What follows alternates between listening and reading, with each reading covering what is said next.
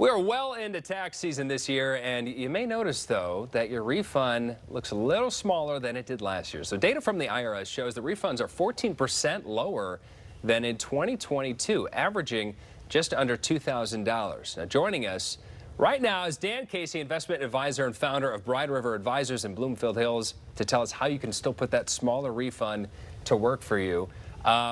A smaller refund, but this is still, people rely on this every year. This is, a big chunk of money that might really be coming just in time for people that might have some debt. Yes. What are some of the tips and advices that we should do? Even though it is a lower amount, it's still a big amount of money for some. What should we be doing with our refund this year? So probably invest it would be the first one. So obviously if you have debt, maybe pay off the debt. Some people say, pay down your mortgage. So if you did recently get a mortgage and, rates right now are 7%. So if you did get a mortgage and it's that high, pay down the mortgage a little bit. It can't hurt. In a 30-year mortgage, half the interest that you pay is in the first 10 years. So if you just got that loan, you could throw some into your. So is that like refinancing, you think, or just kind of added principal to your monthly added to your payment? Yeah, make sure you mark it added to principal so the mortgage company knows, and yeah, that can help a lot for sure. Okay. And then what kind of debt should you be tackling first, do you think? I mean, is it just credit cards or loans? Usually all the above. Yes, all the above, but yeah, anything with the highest interest rate, and usually, yeah, credit cards, if you've gotten in some trouble and you've gotten some high ones, definitely, yeah, pay off that stuff first. Okay. What do you recommend not to do with the money?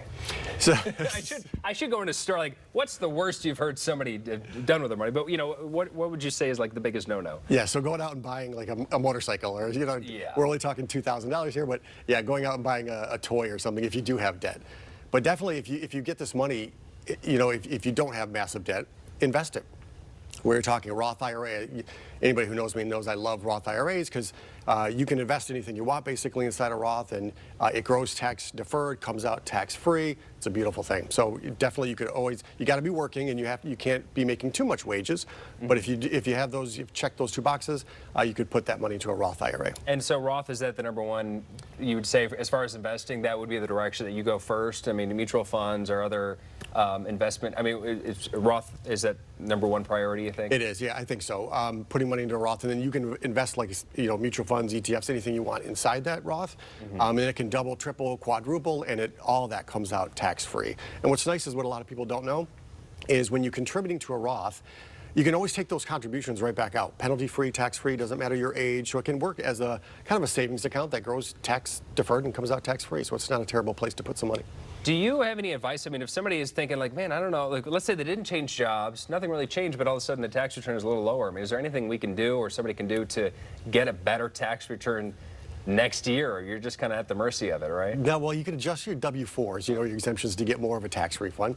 But of course, the saying is you don't necessarily want to just give money to the government because they give it back to you. They didn't give you any interest. They don't even give you a thank you card for borrowing your money. So the idea is to maybe adjust your W-4 so you don't get any money back, but whatever that increases your paycheck, then you can start investing that. And now you're way ahead of the game instead of waiting until the end of the year and getting your money in. I suppose if you're a fortunate person, you're like, I got a pretty big paycheck for a tax refund, you could also change it, so you're not paying so much during your day-to-day paychecks. For sure. Where can people go to get more information to you and find out, how to invest properly? BridgeRiverLLC.com.